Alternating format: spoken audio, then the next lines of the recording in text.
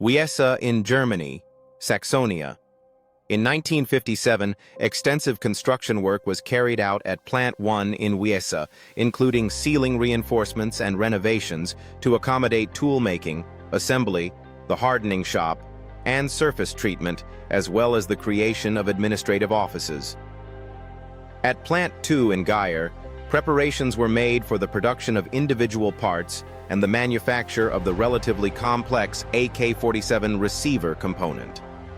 On December 31, 1957, GWB Wiesa had 187 employees, including 26 women. 1960, 822 employees. December 31, 1989, 1,448 employees.